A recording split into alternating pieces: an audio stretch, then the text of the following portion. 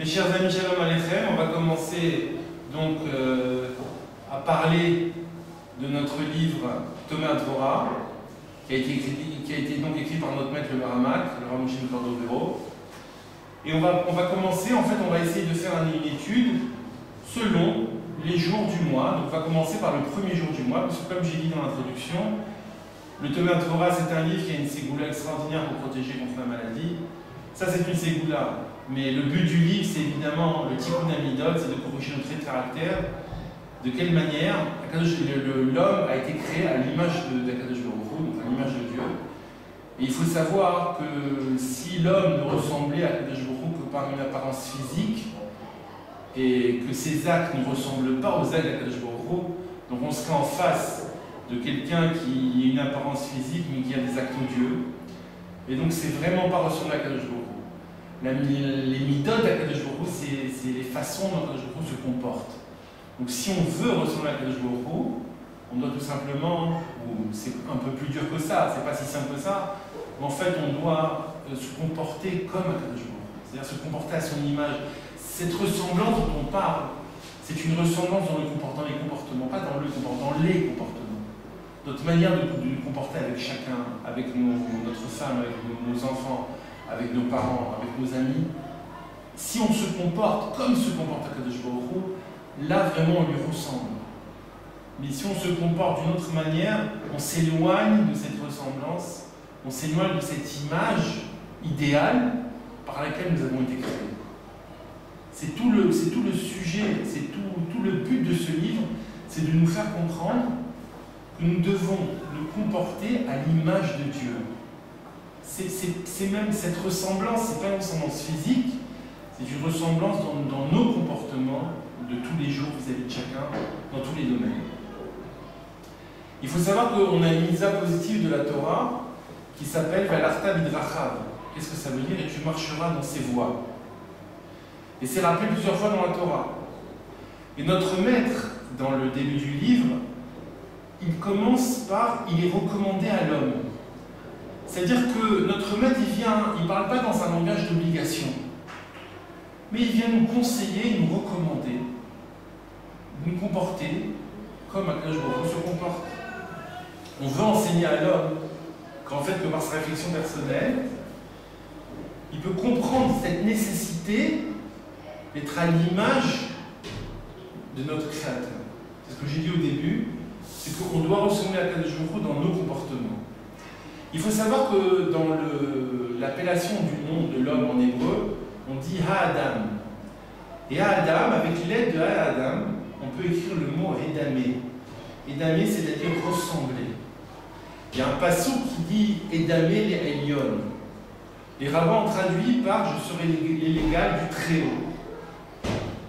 C'est-à-dire qu'en regardant notre corps, en voyant de quelle manière extraordinaire il fonctionne, on peut commencer à comprendre qu'on doit ressembler à Kadosh Baruch Hu par l'appellation même du nom de l'homme. C'est-à-dire qu'on doit comprendre, on doit intégrer en nous, c'est en fait une obligation de ressembler à Kadosh Baruch Hu. C'est vrai que dans nos articles de foi du Rambam, on dit que Kadosh Baruch Hu, elle ne bouffe, Kadosh Baruch Hu, il n'y a pas de corps, ni de ressemblance à un corps. Alors comment on peut lui ressembler? Comment on peut ressembler à l'image de Dieu? Il y a un problème. Et en fait, la personne, par une réflexion personnelle, peut comprendre que par son corps, par son physique, donc si Adam et Damé, on doit ressembler à Kadosh Baruch Hu, on peut comprendre par nous-mêmes, en nous regardant, en regardant nos mains, en regardant nos bras, notre visage, on peut comprendre qu'on doit ressembler à Kadosh Baruch Hu pour être le plus proche de lui. Il faut savoir que si quelqu'un, Chas v'Shalom, ne se comporte pas à l'image de Dieu, qu'est-ce qu'il fait? Tout simplement, il humilie son Créateur. On l'humilie. Akadosh Baruch Hu nous montre comment nous comporter, et nous, on ne fait pas ce qu'on doit faire. Quelque part, on l'humilie. Il faut savoir que Dieu ne se dévoile pas à l'homme comme ça. Il le fait d'une manière voilée. on dit que le monde est empli de la gloire divine, c'est vrai. Mais si on ne veut pas le voir, on ne le verra pas. Et si on veut le voir, on le verra. Il y a un passage qui dit « Car nul homme ne peut me voir et vivre ». C'est la raison pour laquelle la Neshama descend sur terre afin de connaître les midotes d'Hachem et d'en prêter ses voix. Le livre d'Eric Emouna que j'ai traduit, que j'ai réécrit, pas traduit, que j'ai réécrit du Rav Yaakov Shaul Dweck, qui était le Havadin de Alep, il dit que si on était venu sur terre rien pour profiter du bon temps et de profiter de tout ce qu'il y a sur terre, quel est l'intérêt de notre venue sur terre? La Neshama, il raconte un très beau machal, une très belle allégorie. Il dit que la Neshama se trouve là où il y a le trône divin, le trône de gloire. Et elle profite de la Shrina, elle profite de la gloire d'Akadosh Baruch Hu. Mais le problème, c'est que même dans le ciel, il faut payer. Et avec quoi on paye? Avec les mérites que l'on a acquis lorsqu'on était sur terre. Et lorsque cette Neshama n'a pas de mérite, Akadosh Baruch Hu, pour son bien, la Neshama lui dit, descends sur terre, va te remplir les poches. Va te remplir les poches. Après, tu pourras revenir, je te promets que tu reviendras. Mais la Neshama lui dit, je ne veux pas partir, je suis bien que je veux auprès de toi, je veux pas, laisse-moi avec toi. Akadosh Baruch Hu lui répond, mais tu ne peux pas rester ici. Tu dois partir sur terre. C'est-à-dire que nous avons un passage obligé sur terre. Nous sommes dans le ciel, la Neshama, elle est pure, elle rentre dans le corps. Et l'homme a une vie d'épreuve. Une vie d'épreuve, une vie d'épreuve.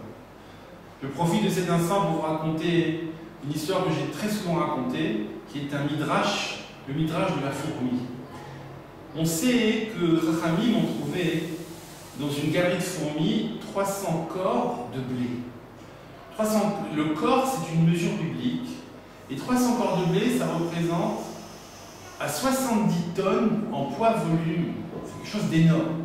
Alors, les commentateurs écrivent donc, dans le Midrash que c'est la Shon Guzma, c'est un langage exagéré. Et en fait, on sait très bien qu'une fourmi ne vit que 6 mois. Que cette fourmi, pour vivre 6 mois, elle n'a besoin que d'un grain et demi de blé. Et donc, venez, on va dire que cette fourmi avait dans sa galerie que 300 grains de blé. C'est-à-dire que mathématiquement parlant, la fourmi amasse 200 fois de quoi vivre. Shlomo Améler, le roi Salomon, qui était le plus sage des hommes et qui connaissait donc le langage des animaux, de toutes les créatures, a demandé à la fourmi, mais pourquoi tu amasses tant? Elle lui a répondu, peut-être que je me retrouve à me rallonger la vie. Shlomo Améler lui a dit, mais tu n'es qu'une fourmi, tu ne vivras pas plus longtemps que 6 mois. Et donc, cette fourmi, quand elle va partir, au bout de 6 mois, qu'est-ce qui va se passer? Son blé, il va pourrir dans sa galerie et personne ne va en profiter. Il faut savoir, mes chers amis, que parfois et souvent, il y a des gens, vous savez très bien qu'en français, le blé, c'est l'argent. Et il y a des gens qui passent leur vie à se remplir les poches de blé. Mais ils font que ça, ils en profitent parfois même pas. Et comme nous dit le Rav Dweck, cet argent, parfois, il n'est pas bien acquis. Il n'est pas acquis très honnêtement. Donc, il n'est pas très sain. Il ne faut pas se tromper. Il faut descendre sur terre comme cette Neshama qui était envoyée par Akadosh Baruch Hu pour se remplir les poches de mitzvot, de Torah ou de Maasim Tovim. Nous, le peuple juif, nous sommes à part, on le sait très bien. Et on a une mission sur terre. On a une mission de sanctifier le nom de Dieu, de faire Kiddush Hashem. Et le meilleur moyen de le faire, c'est en étudiant la Torah, en appliquant les mitzvot, en faisant du chesed. La liste est longue, on a beau projet 613 mitzvot, plus les mitzvot midei rabbanan. On ne manque pas de mitzvot. C'est le but de notre venue sur terre. Et donc cette Neshama, qui est venue sur terre, elle est venue se parfaire, elle est venue faire ce qu'on appelle un tikkun. Mais pour pouvoir faire ce tikkun, il va falloir qu'elle passe des épreuves. Mais pour passer ces épreuves le mieux possible, il va falloir les passer selon les midot d'Akadosh Baruch Hu, pour pouvoir avoir le chemin le plus agréable et essayer de traverser toutes les embûches qui se présentent toute la journée. La meilleure manière de nous comporter, c'est d'essayer de C'est ce que vient nous enseigner ce livre. Il faut savoir que les 13 midotes que nous ramène le Ramak sont les midotes du prophète Micha. Nous avons les midotes des 13 midotes de la Torah, et également le prophète Micha, à lui, a également 13 midotes. Il faut savoir que ces midotes, elles sont innées en l'homme, mais uniquement à un stade potentiel. On est obligé d'accomplir les mitzvot, d'étudier la Torah. C'est là où on pourra affiner nos actes et nous parfaire. Et ainsi, on découvrira notre Créateur. Plus on étudie la Torah, plus on pratique les mitzvot, plus on se rapproche de Dieu, plus on est proche de lui, plus on le ressent et plus on le voit partout. Évidemment, si on passe une vie à travailler, c'est pas interdit de travailler. Il faut travailler, on a besoin de travailler. Tout le monde n'est pas à même d'étudier la Torah 24 heures sur 24. Quelqu'un qui fait, comme on dit, la règle des 3-8. Vous connaissez la règle des 3-8? Ce n'est pas l'usine Renault ou l'usine Peugeot. La règle des 3-8, c'est de travailler 8 heures par jour, de dormir 8 heures par jour, mais c'est également d'étudier la Torah 8 heures par jour. On est bien obligé, pour apprendre à connaître Kadosh Baruch Hu à travers la Torah, on est bien obligé de l'étudier. On est bien obligé de rentrer dans notre tête des choses qui vont nous permettre de nous rapprocher de lui. Et donc, ces 13 mesures de miséricorde que vient nous ramener le Ramak dans ce fameux livre Thomas Devorah, elles vont nous permettre de nous rapprocher d'Akadosh Baruch Hu, d'être plus à son image. Donc ça, c'est l'introduction du livre, Baruch Hashem. Et donc, la première mida du livre, c'est Miel Kamor. Miel Kamor, ça veut dire, en français, généralement on traduit par quel Dieu puissant égal Hachem. Dieu avec un petit d. Et on parle de Hachem. Donc cette première vida, elle vient nous dévoiler la patience infinie d'Akadosh Baruch Hu. Qu'est-ce que ça veut dire? Akadosh Baruch Hu est un roi humilié qui subit l'offense de façon inimaginable. C'est évident, si Akadosh Baruch Hu il a des enfants, ces enfants ne font pas ce qu'il dit, ne font pas ce qu'il leur donne. Et lui, il se tait, il dit rien. Et il donne, et il donne. Il n'arrête pas de donner. Il faut savoir que une des raisons, pas une des raisons, il faut savoir qu'une des conditions de la création du monde, c'est un des principes, excusez-moi, de la création du monde, c'est qu'Akadosh Baruch Hu donne sans compter et sans attendre de recevoir. Il n'attend rien, il ne fait que donner. En hébreu, on dit qu'Akadosh Baruch Hu il est métive. Il fait que donner, donner, donner pour le bien, donner sans arrêt.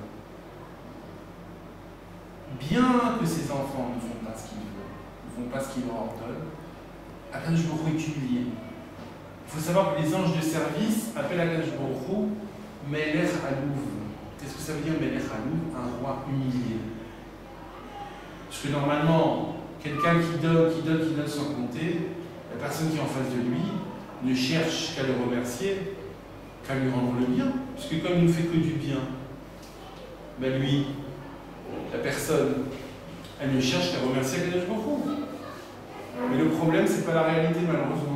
Parfois on oublie, on a tellement l'habitude de recevoir le bien d'Akadosh Baruch Hu. Un exemple, on respire, notre sang circule, notre corps fonctionne, le sang coule, le sang ne s'arrête pas, le cœur ne s'arrête pas de vivre. Si on voit notre corps, comme j'ai dit tout à l'heure, et d'Amel et Elion, c'est-à-dire qu'on peut ressembler, rien qu'en voyant notre corps, on peut se rendre compte à quel point Akadosh Baruch Hu, il nous fait des chassadim, il est miséricordieux vis-à-vis de nous. Rien qu'en regardant comment le corps fonctionne. Qui a dit que Chas V'Shalom, il n'y a pas un membre qui ne va pas s'arrêter, on sait très bien que combien de personnes du jour au lendemain ont des problèmes de santé qui sont venus comme ça d'une façon soudaine. Et nous, toute la journée, le Baruch Hashem, pendant 70 ans, 80 ans, pour les gros 120 ans, eh ben, ils vivent, ils sont en bonne santé. On devrait se poser la question, mais comment ça se fait que ça marche si bien? Quel est le mérite? Eh bien, c'est la condition de base de la création, c'est de donner sans attendre de recevoir.